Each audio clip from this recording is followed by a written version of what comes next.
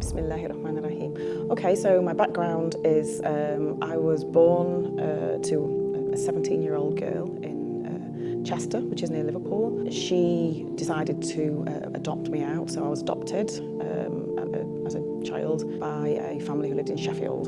So I came to Sheffield, and that's where I lived and live now. So I'm an adopted child, only child. My father was a professor of English language and linguistics at Sheffield University, and my mother was a poet and artist. And unfortunately, both of them have passed away now. And so, yeah, I had quite an interesting upbringing, very academic, but I was a rebellious child, a tomboy actually. I loved horses and cars and lorries and buses and not dresses or anything girly at all. What were your thoughts about Islam? Well, I'd always mixed with Muslims.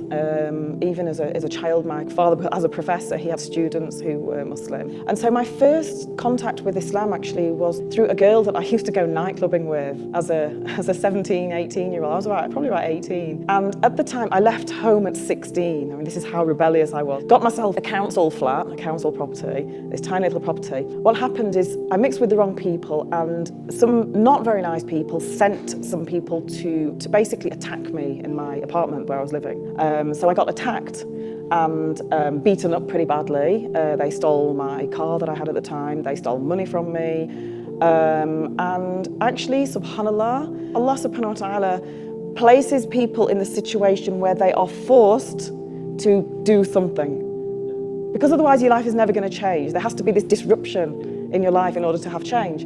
And so as a result of this attack, I was too scared to go back to my flat. And the place I went to and was my Muslim friend who I was nightclubbing with, and she said, no, come and stay at my house. So I went to stay at her house, and she only had one book in the house, and this book is Al-Quran. And the Quran, it just was the English and Arabic version. And so I said to her, because I was bored, teenager, I was bored, and I was like, oh, look at this book. Can I have a look? So she said, okay, go have a wash your hands.